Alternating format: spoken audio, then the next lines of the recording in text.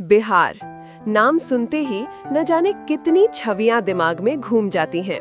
कभी बुद्ध की भूमि, कभी चाणक्य की नीति, कभी अशोक की सम्राट गाथा, तो कभी जयप्रकाश की क्रांति। पर आज वही बिहार जिसे दुनिया ज्ञान की धरती कहती थी, लोग अब उसे गरीबी, बेरोजगारी और भ्रष्टाचार की धरती कहने लगे हैं। कभी लगता है इतिहास ने बिहार को बहुत कुछ दिया, पर वर्तमान ने उससे बहुत कुछ छीन लिया। जरा सोचिए, जब पूरी दुनिया अंधेरे में थी, तब बिहार में नालंदा जल रहा था ज्ञान की रोशनी से। यहाँ दुनिया के कोने कोने से विद्यार्थी आते थे। तब बिहार बीमारू नहीं, विश्व गुरु था। सम्राट अशोक ने यहीं से अहिंसा का संदेश दिया, चाणक्य ने यहीं से राजनीति की परिभाषा लिखी और बुद्ध ने यहीं से आत्मज्ञान का मार्ग दिखाया। बिहार सिर्फ एक प्रदेश नहीं था, वो एक विचार था, एक सभ्यता थी जो भारत की आत्मा में आज भी धड़कती है। 1917 चंपारण, गांधी जी यहाँ आए और यहीं से सत्याग्रह की शुरुआत हुई। भारत की आजादी की पहली ठोस आवाज बिहार की धरती से उठी थी। डॉक्टर राजेंद्र प्रसाद, भारत के पहले राष्ट्रपति, बिहार से।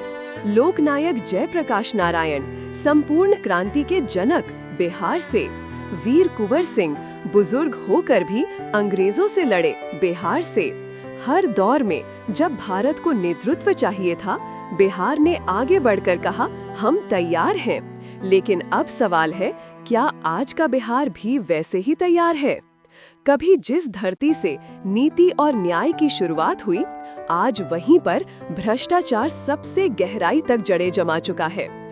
1990 के बाद से बिहार का नाम जुड़ा चारा घोटाले से, शिक्षकों की फर्जी नियुक्तियों से, बाढ़ राहत के पैसों में भी चोरी से। सरकारें बदली, चेहरे बदले, पर सिस्टम नहीं बदला। गरीब अब भी गरीब है, युवा अब भी पलायन कर रहा है। कभी ट्रेनें जाती थी नालंदा की ओर, अब जाती हैं दिल्ली, पंजाब और मुंबई की ओर, बिहारी मजदूरों से भरी हुई। दिल में सवाल उठता है, इतना टैलेंट, इतनी मेहनत, फिर भी बिहार पिछड़ा क्यों? बिहार की राजनीति, यहाँ विचारों से ज्यादा जातियां बोली जाती हैं। नेता बदलते हैं पर समीकरण वही रहते हैं। लालू प्रसाद यादव, जिन्होंने सामाजिक न्याय की आवाज उठाई, नीतीश कुमार, जिन्होंने विकास का सपना दिखाया, कर्पूरी ठाकुर, जिन्होंने पिछड़ों को हक दिलाया। पर आज जनता थक चुकी है वादों से। जातिवाद ने समाज को बांट दिया है और बिहार की असली ताकत, एकता, कहीं खो गई है। अब बिहार को चाहिए नेता नहीं, नेतृत्व, जो जाति नहीं, प्रतिभा देखे, जो वादा नहीं, व्यवस्था बदले।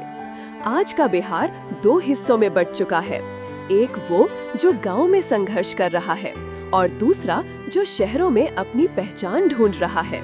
हर साल लाखों युवक कोचिंग के लिए पटना, दिल्ली, कोटा जाते हैं। वो बिहार छोड़ते नहीं, वो बिहार को अपने सपनों में लेकर जाते हैं। पर सवाल यही है, कब तक बिहार के सपने बाहर पूरे होंगे? कब तक हमारी मिट्टी की खुशबू सिर्फ यादों में रहेगी? पर बिहार हार मानने वालों में से नहीं है। यहाँ की मिट्टी में वो ताकत है कि राख से भी नई कहानी लिख सके।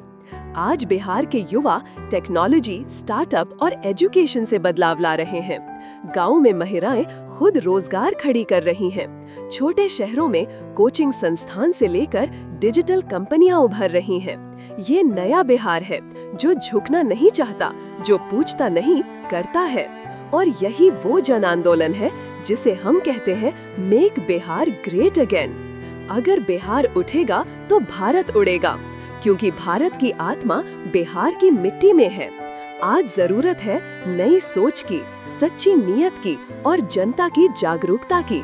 हर बिहारी अगर अपने गांव, अपने समाज, अपने स्कूल और अपने सिस्टम में बदलाव लाए, तो वो दिन दूर नहीं जब लोग कहेंगे बिहार फिर से महान बन गया।